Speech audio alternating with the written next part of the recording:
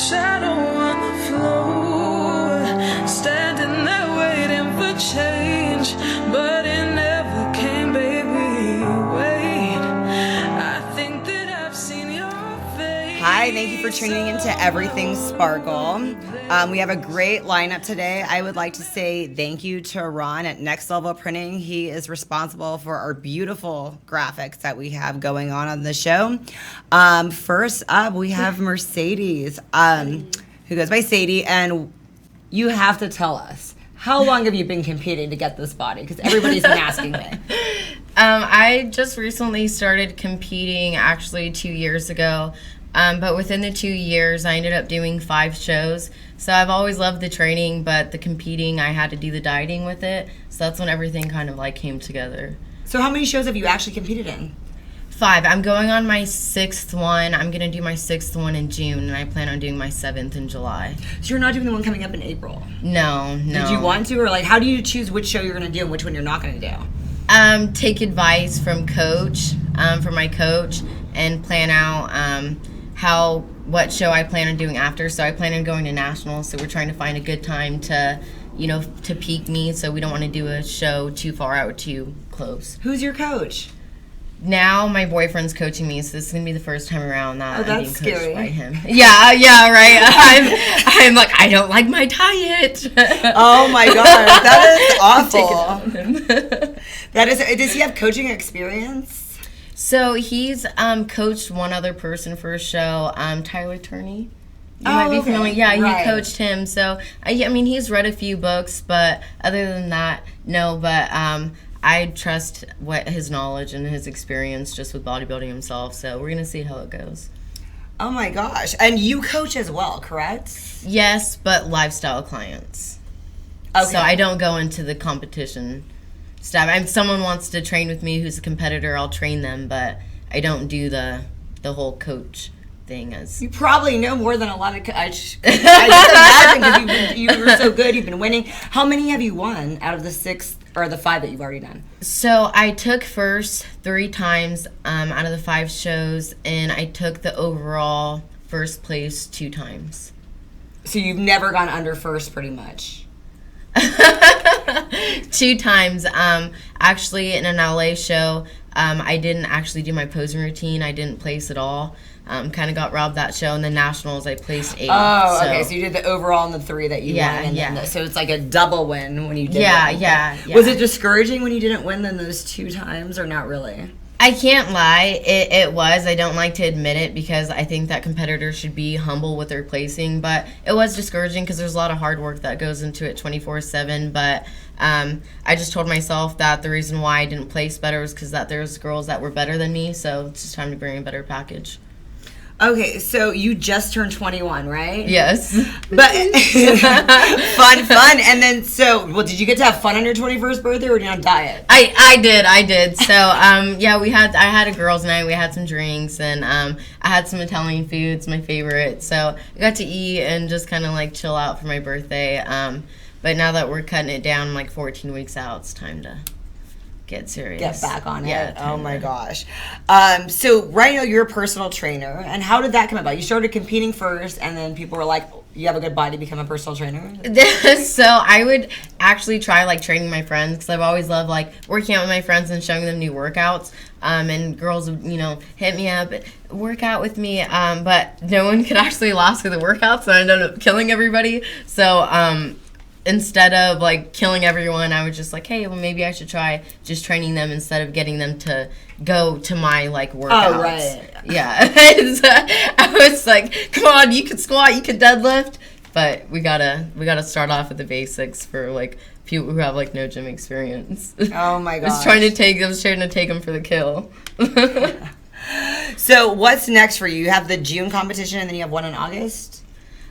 So I have one in June and then one in July. I'm going to nationals in July, so depending on how I place will depend on my next show. But I plan to keep doing nationals until I win. Is it hard to go back to back like that? I mean, what is it? You win and then you're still on a diet, so then you keep on going? Is that so? It's just it goes off competitor. I would say that it's easier to just go show back to back because you're already on a diet and you're already kind of dialed in, so you just kind of have to cruise it through versus going through a whole entire like prep all over again. That going makes through sense. the cut. Yeah, Yeah. I like it better just making the suffering last a little bit longer. Okay, so I've heard about competing. There's not really any monetary rewards to it. Is that true or it's not true? I heard you put more money in than you actually get out when you win. Yeah, you do. Competing gets really expensive, especially for girls with our suits. Like a suit can cost up to $1,000 alone. So there's a lot of money, especially into your coach and the food prepping. So definitely you don't get money out of it, but the reward of just working so hard and staying disciplined for so long and being able to like overcome what you didn't think you were able to, I think is a reward all on its own. Nice. So what's next for you? You're going to state for, Yeah. what are you studying? So this is completely off from personal training. I want to be a teacher. So I'm actually going to school to be an English teacher. So that's apart from it. But I realized that a lot of those classes help me with personal training as well because I learned how to communicate with people and actually like how to teach and communicate like effectively. Interesting. I have an English degree too. Oh, really? And I ended up being a person. Oh, we have a lot more in common. Oh, cool. Oh my.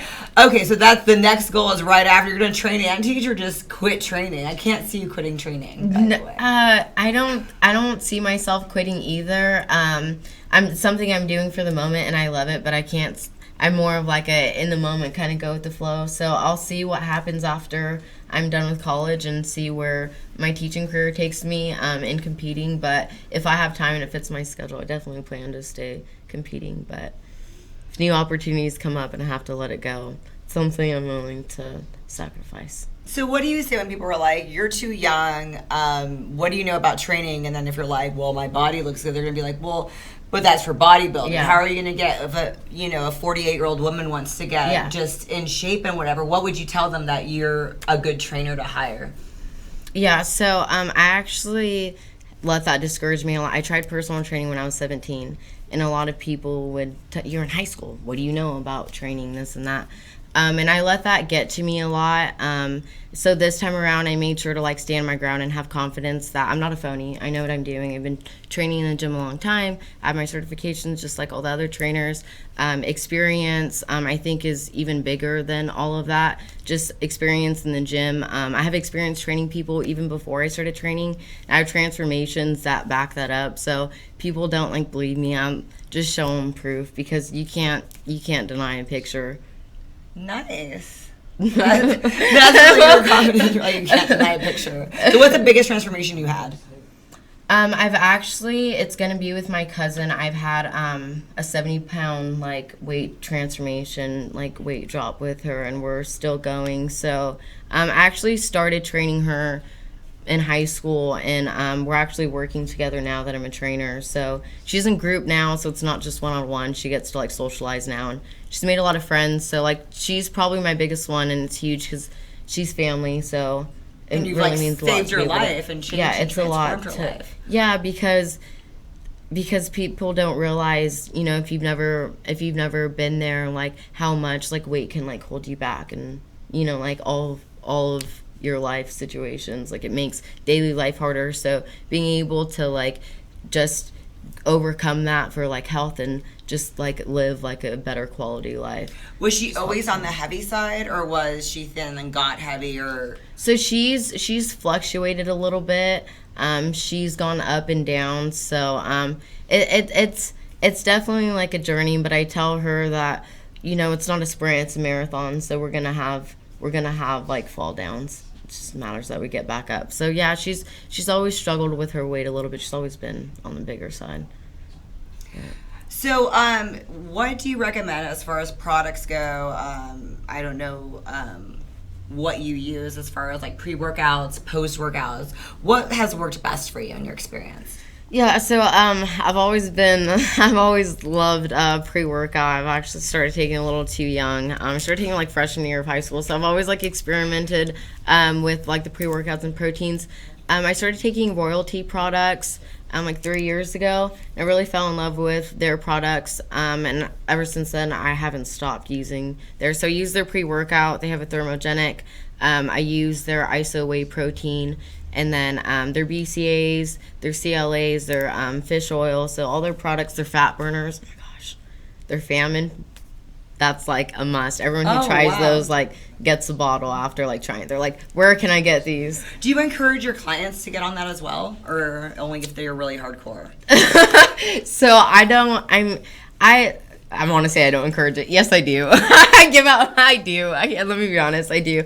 I actually give out samples to my clients at the beginning, and I kind of let them try it out themselves. Nice. Yeah, so I tell them, like, I can't go a workout without my pre-workout. So I want to show you guys kind of, like, what I use to help me get through, like, energy-wise and focus and endurance. So usually once they try it, there's not much, like, selling that has to go on. They're just, like, they want it. Oh my! So how much does it cost to train with Sadie? I want to know. So I do group sessions for $30, and I do privates for $60. I have a few people taking advantage of my unlimited, so I do unlimited group sessions for $400, and then privates for $600, and then I'm open 6 days a week. So all my unlimited clients have seen like a lot more progress than the ones that I've seen once or twice a week. Unlimited. So is it a group that they formed together, or that you put them together? I put them together, but a lot of them have made friends. So I put them in group chats, and they'll text each other, and they all book at the same time, and that time ends up getting booked up. So it's just like the group of friends. So that's why I like group training, because it's like a great way to make working out like a social event and not right. That's what I like about boot camp. Have you trained a boot camp? I have, but only 2. I experimented with the boot camps just for fun for people who don't have gym memberships, who wanted to get a chance to like train. Yeah. And I know the gym could be intimidating, so I tried that out. I like training in the gym. I probably, I might have 1 or 2 here and there, but I like more training one-on-one. It's more personal. I like the one-on-one more than I like the big group. So what do you get if you win nationals? Your pro card. So there's not a lot of pros in Fresno. I know you interviewed Andy. She's one of the pros. Yes. Tanya. So there's not any bikini pros in Fresno. You just basically get your pro card. It's just like you become a professional. So it's more bragging rights than anything. But when you win nationals, you go to a photo shoot, you get published in a magazine for getting it. You get new opportunities for sponsorships. And then once you become a pro, that's when you can start competing for money. Oh, okay. Well, yeah, so that is a good incentive. That's where it's headed. Yeah, but the pro level is like a totally different ball game. So I don't know. Speaking of getting published, you were published in the Fresno Bee recently. What was that about? And do we have a picture of that, or we don't have a picture? I didn't include a picture. I should have included a picture of that. Yeah. I was in the Fresno Bee talking about New Year's resolutions and how to basically stay motivated, because to say that around 70% of people fall off by February. Oh, yeah. So, by seeing in the gym, like, how, like, less packed it gets by February. So he was just basically asking my advice on what I can tell people to kind of, like, keep it going. And my biggest advice was just to have patience. Like, most people don't have patience. Progress can be slow, and you just have to be, like, persistent with it and just keep at it, and just know that you're going to fail, and you just have to get up and keep going, because no one's going to be perfect the first time around. Do you give people diets? So I give people free, simple, like, cookie cutter diets. I'm like, hey, this isn't customized. This is just kind of, if you want something to follow, you can use this. But I don't do customized diets.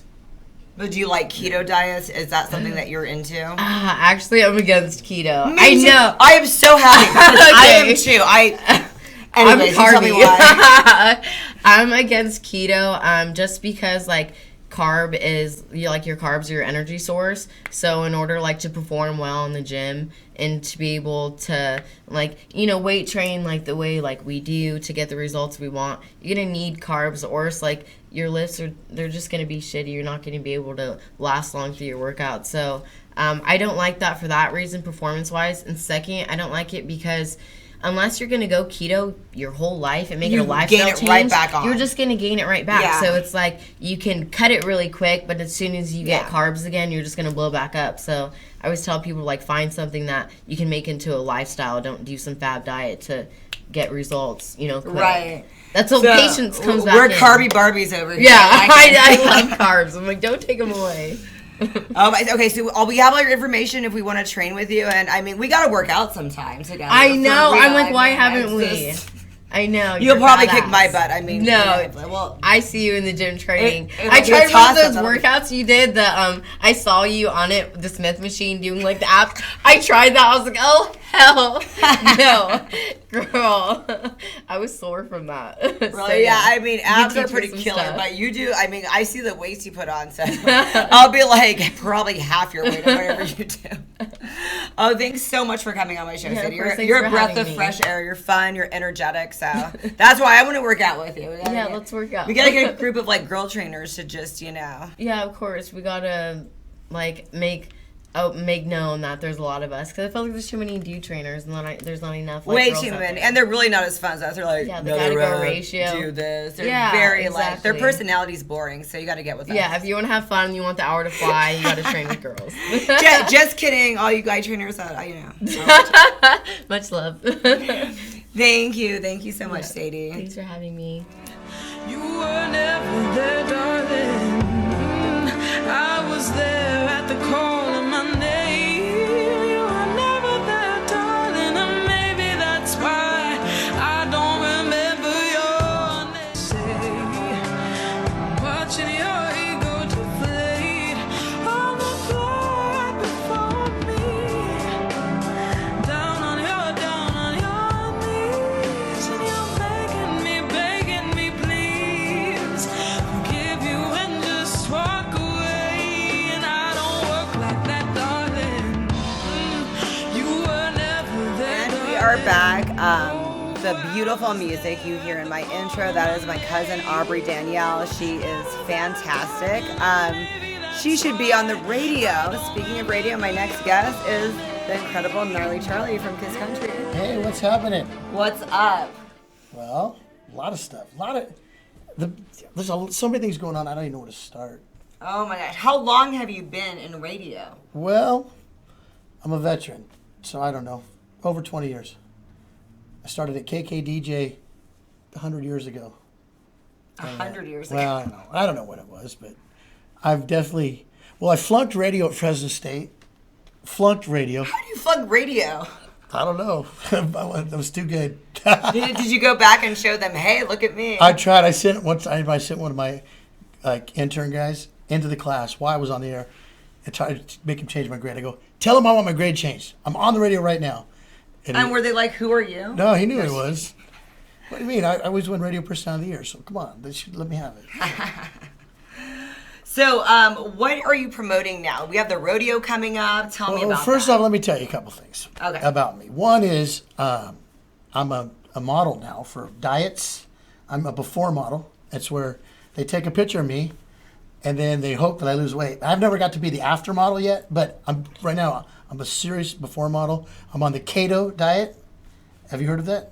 The one we were just talking about before? No, keto. What's it's where you keto? live behind O.J. Simpson, and you run because he's got a knife, and then you run to your car. It makes you healthier. I am really actually. keto Caitlin. No, honestly, I am doing the keto diet. I'm on it right now.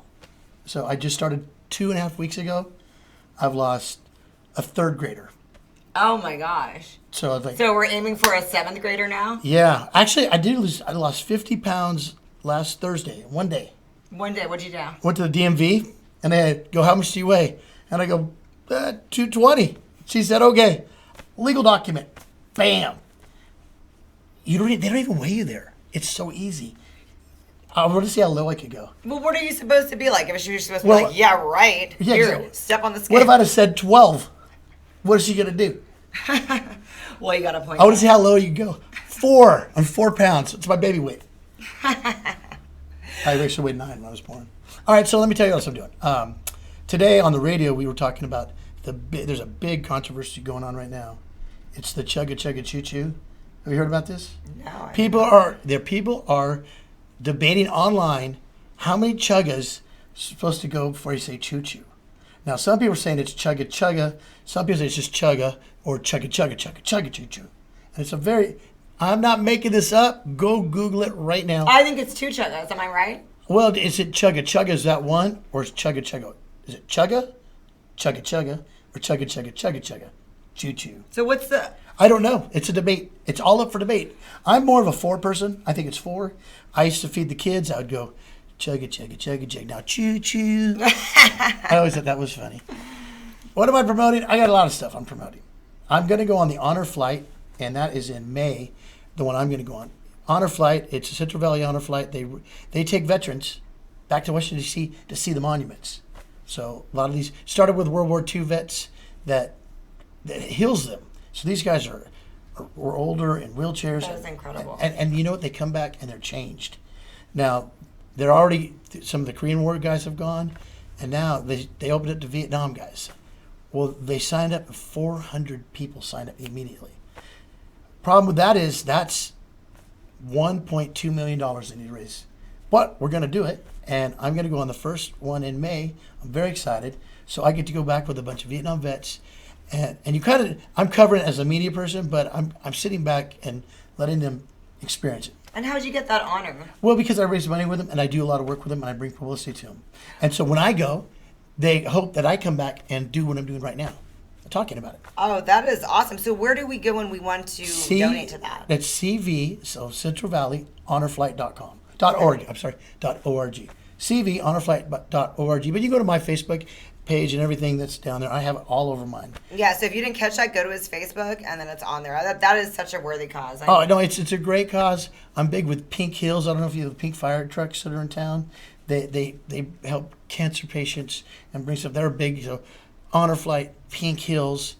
And then when I'll do my radio show with Jody every morning, we have the Valley Children's Hospital. We're big with that, you know. So that's part of being here, just kind of what you do, you know. And it's funny how I found your show. I was watching the R. Kelly special, and it showed up that you had a spa, and I thought, oh, R. Kelly had a spa. No, that's Sparkle. It's just different. But it looks like spa, R. Kelly. That's right. So I thought.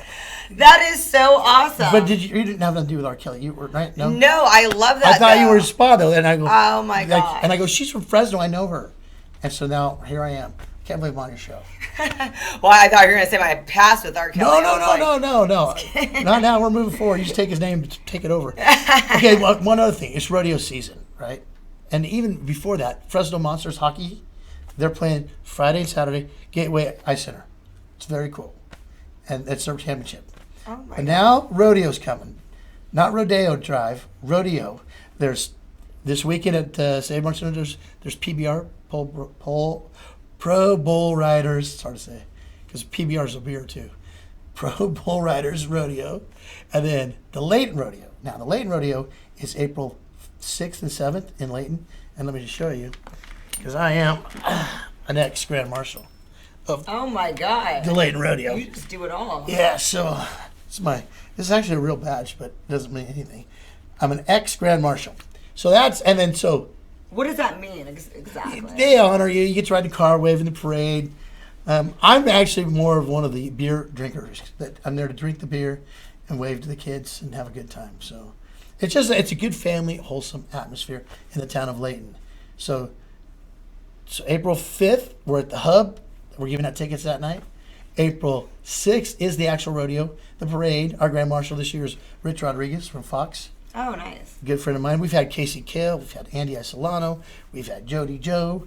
We've had, who else have we had? Oh, AJ Fox, Matt Ostott. All these guys have been ex-Grand Marshals. We have a little club. That is so neat. So you were born and raised in Fresno. I was born in Riverside, California. Moved here when I was 2. Okay. My parents were at California Baptist College, and then I went to school in Clovis till 6th grade, and then I went to Sanger for high school.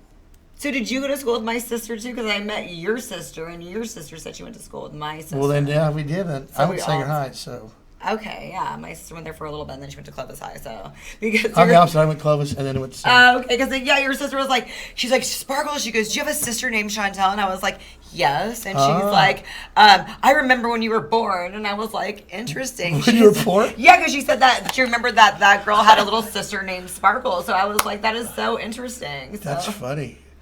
right, yeah. So, Well, so I mean, rodeo season, and then the Clovis rodeo, of course, is huge, and rodeo's just fun, and I don't know, but I've been doing country music in this town for a long time. You like our country music. And Yeah. when people say Fresno and country music, isn't it you that pops up? Well, they don't really understand that Central Valley, people that aren't from Fresno, that we are the center of agriculture. We're the center of everything. Well, 80% California. of the plums, peaches, plums, and nectarines are from here. And the reason I'm here, the reason I think I'm here, is my grandpa was a poultry science professor at Fresno State. That means he's a chicken doctor. So I was a little kid, I'd hang out at Fresno State, and chickens were like up to my eye. I was scared of them. I still have a little chicken fear. Because I was like, they had 3,000 chickens. I was like, how come when we're sick we don't go see Grandpa? Because if he's a doctor, well, because you don't have feathers. I go, okay, all right. And I was on Romper Room when I was a kid. Do you remember Romper Room? Oh my gosh, really? That was my first experience with TV or radio or anything. And I was 5. And I walked to church, and these kids, when I got there, they go, you're the TV kid. And I was like, oh, yeah. And I think that's where I got the bug to do stuff like this. That is so neat. And then I've been making a career out of it, you know. It's a lot of fun. Do you like my shirt? You wore it just for me, right? Well, yeah, but I couldn't buy it at Macy's. I'm too big. Oh. But I went to the big and tall store. I'm a petite. Are you serious? I'm a small there. I didn't even know they had a petite at the big. Yeah, and tall. there's a small section there. Oh my gosh, wasn't it nice to be petite? Yeah, but except for the guys that were over by the buffet yelling at me, but I don't care. So explain to me. I see your humor. I mean, I got to see your humor off the radio. How do you get to like tone all of that down for the radio? It's kind of like when your grandma's around. Do you let the F-bombs fly? No, you just control it. You just do. Although I have had a mistake here once in a while, but Do you get in trouble? I have the biggest HR file at the station. I just passed up Ray Appleton just recently as the thickest HR file. Had a couple stalkers. That really helped the file get bigger. And so it's good. Is there a delay after everything you say? There's an 8-second delay. And then when I did cuss baby, allegedly, I didn't even hit it. I'm supposed to hit a button. I didn't even hit it. I'm like, well, there it is. But, I mean, it is what it is. I always say, like, when we're live on the radio, it's kind of like standing on a balcony naked. You're just like, well, here I am. There's no taking it back. This is it. Let's go. So there is kind of that sense that you're on a tightrope maybe, or you're on the edge of a building. And you try not to think about how many people are listening. It's like right now, there's 4 million people watching the show right now. Oh, at least. At least. And you don't think about it, because if you thought about that, you'd be petrified. So you just put that in your head. I always think, okay, so what if a couple of my buddies, my girlfriend or whatever was right behind? That's who I'm talking to. So I try to talk like I'm just talking to you right now, because otherwise we'd freak ourselves out. I thought you just imagined everyone in their underwear. Well, I do that, but then I have to take a cold shower immediately, so I don't do that. So what's the most rewarding thing about your job? Is it the charities? I think for me, there's a lot of stuff. There is the life-changing experiences I get to have with meeting these kids at Children's Hospital. I mean, life-changing to where it's hard to complain about your life when you see these children. Some aren't going to live.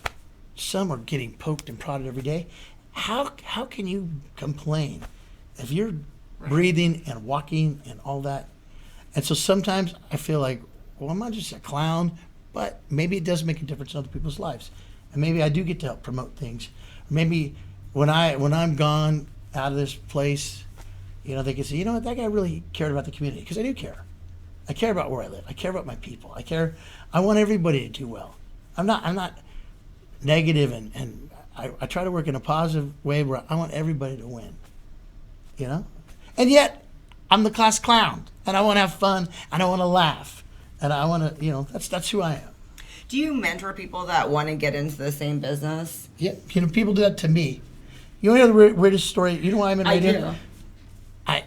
In 1988, I was at a work visa in England, so I got a job at Wimbledon tennis, the tennis thing. And no, I didn't run out and get the balls. I wasn't that guy. I was for NBC. I would go get coffee for Dick Himberg or whatever. Johnny Carson standing right there, and they told us not to talk to some of these people. Oh, wow. And he's kind of a jerk, they said, right? Well, I'm with my British guys, and I'm like, that's Johnny Carson. Who the bloody hell's that? I'm like, what do you mean? Johnny Carson. And I went up to him, kind of jokingly said, "Hey, how do I get your job?" Oh. He not only talked to me, he walked around with me for 30 minutes. For 30 minutes. 30 minutes, and was joking with me. And I realized now, as I look back, no one knew who he was. So I think he was kind of want someone to recognize him. And he took a picture with me. I should have gave you that picture. Oh, that would have been awesome. And that's, because he said, go back to your home, get into radio. That's what I did.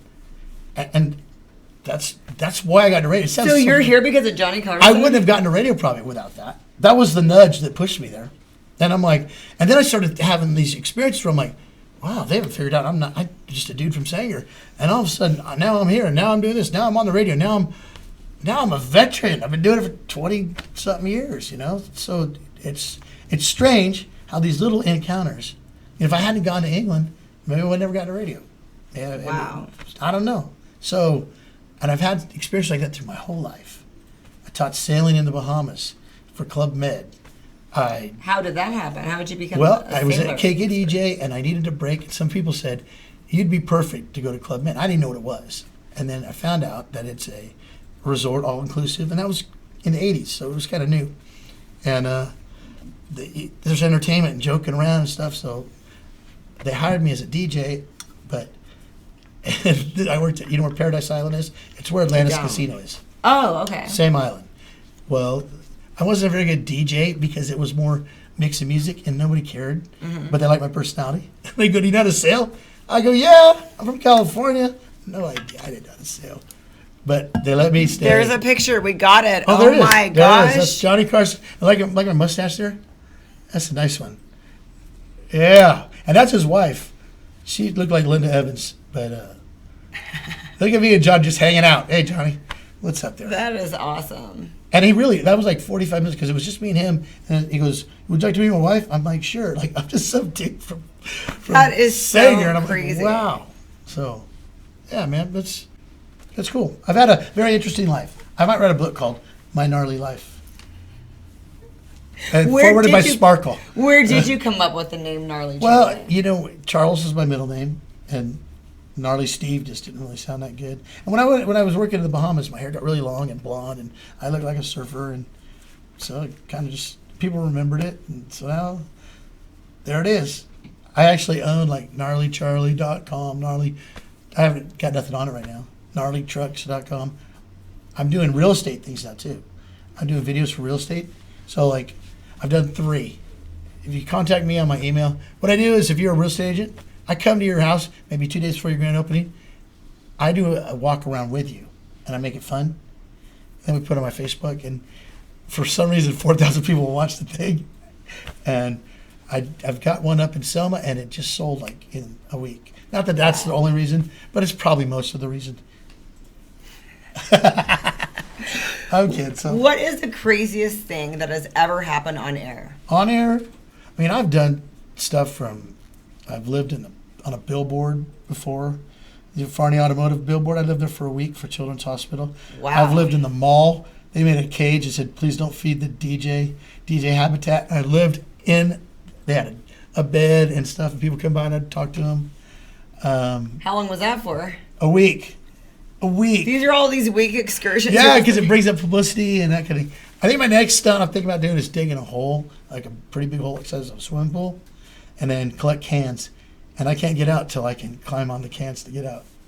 I think that would be a cool idea for the food bank or Fresno State's food bank or something. Interesting. That's just a thought. I'm always coming up with You are hardcore. wacky ideas. It's about making yourself relevant in this town. They don't have to listen to us for music. So to be relevant, we try to do fun things. We want to support our community. If you listen to me in the morning, I hope that you hear a song you like, you know what's going on the weather-wise, you laugh, you feel like you're informed, you would know about the chugga chugga choo choo because you heard it from me. Important things like that. What's the most crazy experience that's happened on air with somebody calling in? I had a guy call me one time, and his foot was stuck he's in the bathtub, and his big toe was stuck in the tub, and he couldn't get out. I go, why are you calling me? He goes, because my wife's at work, and she won't take my calls. And so I put the whole thing on the air. It was hilarious. We heard the 911 people come in and the ambulance. It was stuck that bad. Yeah, he was being stupid and so I don't know. He jammed it up there and he couldn't get it out, but he had his phone with him. That took a half hour. That was great. I've had teachers call me. I've had people that I went to school with that didn't know that's who I was because my name was Steve in high school, not Gnarley Charley. So I mean, but I've had interviews with Keith Urban and Garth Brooks and all the guys that are major stars now were young when I was getting into radio. I was at Shaw and Peach at Warehouse Records. It's not even there anymore. With Keith Urban. Nobody came by. Like, nobody. And I'm like, but he wasn't anybody. He wasn't famous. And so I'm like, hey, this new guy, his name's Keith Urban. He's pretty cool. Come on out. And then like 3 years later, he sells out the Save Mart Center. Wow. So every time I interview him, I always go, hey, remember that time nobody came out to see you? Gnarly, why you always got to bring that up? And it's funny. Who was your favorite person that you got to interview out of all of those? I would say that Garth Brooks and Blake Shelton and even Keith Urban are probably the most down to earth. Very cool. They could be stuck up if they wanted to be, and they're not. And then guys like Lee Brice and Randy Houser, Jared Neiman, I consider them friends. Like, they'll stay at my house when they come to town. Jeremy really? McComb. Yeah, and I kind of grew up with them. But even I like the kids. The kids. I sound like an old guy from Scooby-Doo. It wasn't for those kids. But the kids, the new guys that are coming up, they're awesome. It's fun to kind of help mentor them, Tell them this, do this, don't do this when you come to a radio station because they're just trying to get their stuff on. What's the don'ts? Don't make it obvious you're kissing up. Don't laugh at everything unless it's real. Don't be boring. If so, you're in an interview and you're just saying yep and saying whatever, it gets to where what are we talking about? I've been in a conversation on board, so I can't imagine. You know what I mean? So it's like, have an answer. If I'm asking you a question, I'm trying to find out about you because I might already know, but I want you to talk about you in a nice way, But I don't know. It's I love what I do. Do you ever tell people like, hey, you just don't have it? Pick your career. Never. That's not my job. I call that ugly baby syndrome. Okay. Because if you show me a picture of an ugly baby, I'm going to say, I'm not going to go, oh, that's an ugly baby. I'm going to say, hey, that's cool. Not my job to tell you your kid's ugly. I'll let someone else do it. Because I'm not in that. You're not the Simon Cowell. I am not here to make or break you. I'm not that guy. There's label people that are going to make money off you or not make money off you. They'll do it. I'm here to be positive.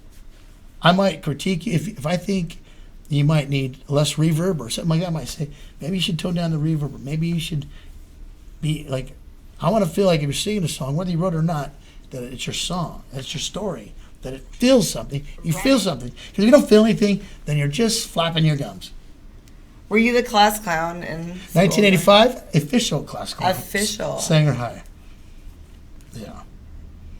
So you just made a career out of being the class clown. But I didn't know that, though. I think I was caught up in the sports more, and so I probably wanted to be in theater and things like that, but it wasn't cool.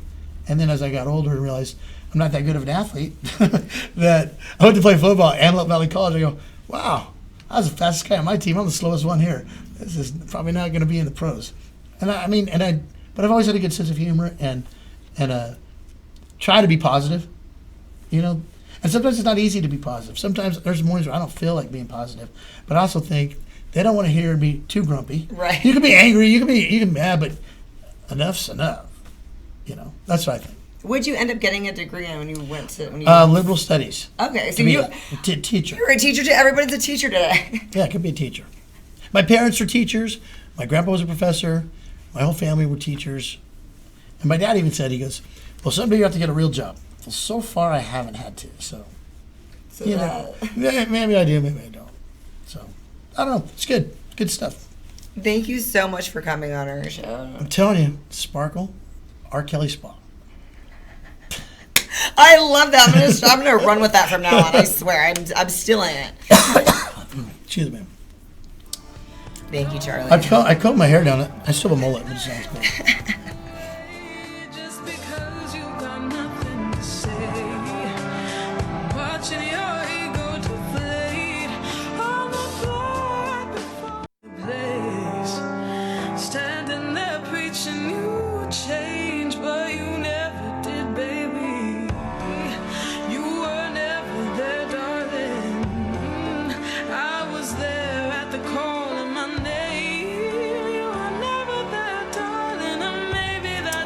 We are back. In case you've never tried the Metal Mark in Fresno, you guys should go climbing. It's a great place, indoor climbing. So if you're not afraid of heights, go check it out. We are back with Rebecca Potts, and she is a career coach, which I didn't even know what that was. So explain to me, what is a career coach? That's a great question. So that's usually the first question I get when I tell someone I'm in career coaching or involved in career coaching. They're like, what is that? And I always tell my story about how I fell into career coaching because I had no idea what it was either. So I moved here 2 years ago, and I was just looking on Indeed for a job, and I found a job at the Academies, which is a career coach academy. And I was like, what is this? I don't understand what career coaching is. So I ended up getting the job, and I've been working there for 2 years, and I've learned that coaching is such an incredible thing for people to use to self-improve. So it's a collaborative relationship between the client and the coach that's really about bringing out your best version of yourself professionally and personally. And it's a relationship where I basically will ask you questions and we'll work towards your goal of being the best leader, employee, manager that you can be. But you said also that people are aimless and they don't even know what they want to be, that you guide them into that. How does that work? So I'm a certified career management coach, which specializes in career switchers, career explorers, career hunters, whatever you want to call it. So I help people to find a direction. There's things that we use in coaching to help people find what they're passionate about, what they really want to go into, because a lot of people they're just working a job that they hate all day, and they're sitting behind a desk. That was me before I started career coaching. Wow. Really. I worked in human resources for 3 years behind a desk. I was working in prison before that, and I thought, okay, so working behind a desk is going to be like the best alternative to working in prison. It's going to be so much more chill. I'm just going to be able to, hang out and do my work in a very constant and quiet environment, because the jail was not like that. What was prison? What did you do in prison? I was a pretrial officer. So every morning I would go to the jail and I would interview inmates that were in the intake cells, and I would determine if they were eligible for bail. And if they were, I would bail them out. I would help go through that process with the judge and the DA, and they would go on my client list. So they would be one of my clients, and I would have to make sure that they were checking in with me, taking their drug tests, and all their responsibilities that they need to be bailed out from jail. So, we would help them find jobs, we would help them find mental health help, we would help them find drug rehabs, whatever their case, necessitated. So we would help them with anything that they really needed. So I've always had kind of a relationship in my work that I've tried to help other people. I went to school for psychology and criminology. And the thing, when I started coaching, I thought, okay, cool, this is just like counseling, right? You think like you're going to go sit down and tell these people, what's the best career for you? And that's not actually what coaching is. Coaching is very different from consulting or counseling. So I think you asked me when we talked about this last week, how do you know about all those things to be able to be a career coach? I don't remember if that was you. Yeah. But the thing with coaching is you don't need to know about the industry. And it's actually easier to coach if you don't know about the industry, because it isn't about the coach having the expertise in a certain area. It's about the client coming to the conclusion on their own what they want to do with their lives, how they want to bring themselves to the table, how they want to show up day to day to increase the morale in their teams and have a positive work environment. So you say you train CEOs, and to me, honestly, does anyone ever look at you and like, you're too young? What are you going to explain to me? I'm like a 60-year-old CEO. What can I possibly learn from you? Yes, and I've talked to so many coaches who have had similar experiences. We have one that works at the Academies who always talks about, when he started out, he would sit in rooms with these high-powered CEOs and be like, oh my gosh, what am I doing here? And a lot of coaches struggle with imposter syndrome because of that. They think, oh, I'm not qualified, or I'm sitting across from this super powerful person, you know, how are they going to think that I'm qualified? Right. And like I said, coaching is not about knowing everything or having the answers. The client has the answers. So we operate from the perspective that the client is creative, resourceful, and whole, and the answers are inside of them. So it's very empowering. It's a very empowering relationship. It's not consulting, so I don't have to know anything about the industry that you're going into. You could be like a puppeteer or something. I don't know. You could say, I want to go into puppeteering. I know nothing about puppeteering. Okay. Surprise. Exactly. And I will guide you to decide, you know, how you want to pursue this, what you need to do, the steps that you need to take, but it will all come from you. So it's not counseling, but it really does lead the client to have a greater understanding of themselves, much higher self-awareness. And it's really helped me in that way as well. Coming from the corporate environment, if anyone who's ever worked in corporate America knows that it can be a really difficult environment. A lot of people are very competitive and not so friendly. So coaching teaches, when you talk about CEOs and leaders and things like that, it teaches you how to bring that positive environment back to corporations, and people work the best when they feel happy and when they feel like their voice is heard, when they feel accepted, and like when they're in a collaborative environment, they work the best. They have the best results, and there's so many studies that will show you that. Google has come up with a bunch of studies that show, you know, they've shared so many tactics that they've used to improve morale in the workplaces, and it's all about becoming a collaborative space. So there's definitely results out there for coaching that you can see and look up to see how effective it is. Okay, so I'm going to ask you kind of like what I asked Charlie. Yeah. What if somebody wants to be a comedian or something, and you're just thinking they have no talent, or they're just like, how do you, is it just, hey, this is my job, I'm not paid to tell them they have no talent? Do you ever give your input and be like, or as you're working them, like, you know what, I think you are really funny, maybe you should head in this direction? I mean, so there are times when you can, what we say in the academies is like, take your coaching hat off and put your consulting hat on. So sometimes people do need, they're just not reaching the conclusion themselves. And it's like, you know, a bright neon light in front of their face, and you're like, how are you not getting to this? So it is okay sometimes to just give them that little extra push and say, okay, you know, I'm going to take my coaching hat off for a second, and have you ever thought about this? You know, so it's about avoiding the leading questions.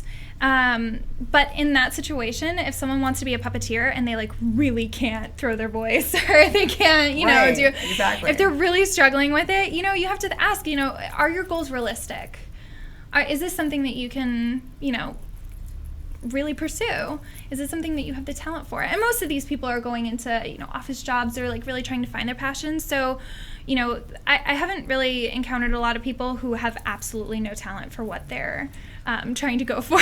Yeah. In fact, I haven't encountered any so far. And I know that day will come probably someday. And yeah, it's a tricky path to navigate. Yeah, for sure. What's your biggest success story? I know you can't give specifics, but has someone been like, oh my gosh, I got this job, I'm getting paid so much more than I thought I was going to get paid? Do you have a story like that to share? I think my biggest success story is my husband. Did you coach him? So I coached him. I also do like resumes and interview prep. Okay. That's part of coaching, right? So to go into your career, you have to be prepared to go into the career. You have to have your great resume. You have to have your interview. You have to have, you know, your LinkedIn profile, everything like that. So I coach that as well. I don't know if he's watching this, but if you are, honey, put you on blast awesome. Right now. But he wanted to go into medical device sales for years, and he was working towards it for probably like 3 years. He met me, and he gave me his resume. This was after, you know, we had moved in together and everything. We lived together for a while. So I was very familiar with his skills and what he could bring to the table. And I created a resume for him, and he used that. We interviewed almost every night. We did a mock interview for him. Yeah, it was intense. He wanted this job so badly, and he ended up getting the job, and it's, you know, his dream job. He really wanted it, and it's probably my biggest success story up until now.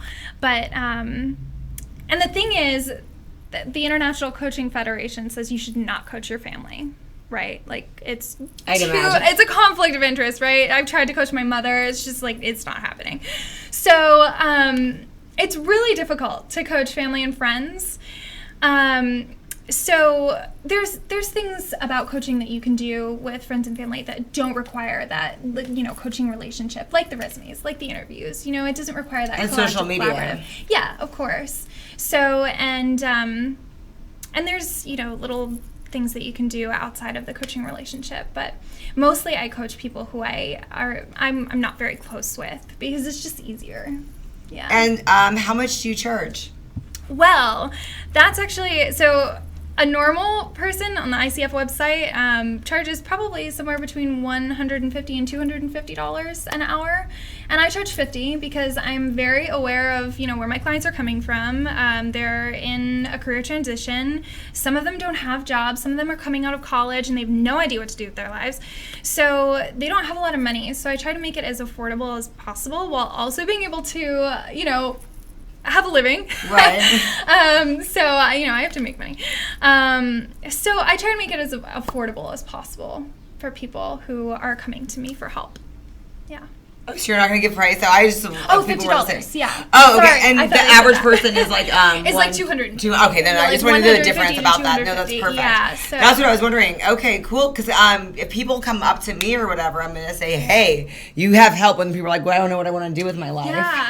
Yeah, and this is it's a resource that, like, when I was going through college and I came out of college, I had the job at the prison, but I didn't know that I really wanted to stick with that. I wanted to work for the FBI. How did you even get the job with the prison? I got it through an internship that I had. I had a research internship for my criminology track in college, and I got it through the internship, and I started working like nights. This is such a crazy story. I started working nights, and I was like called at like 2 a.m. Hey, can you bail out this prostitute? Hey, can you bail out this drug dealer? It was a crazy first job. So I was thinking, I can't stay in this forever.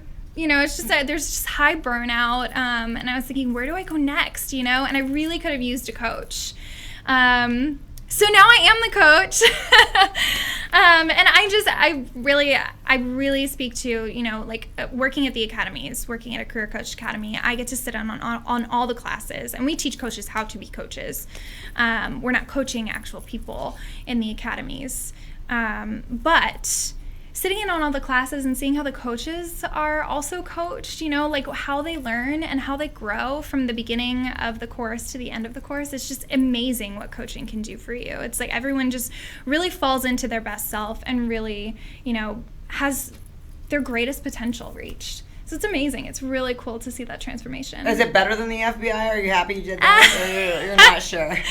I think it's probably better than the FBI because I did interview with the FBI, and the office that I would have gotten was like pretty much this chair, like this area, this little tiny thing, no windows. Prison. Yeah, pretty much back in prison. I would have been in a cell. It was tinier than a cell.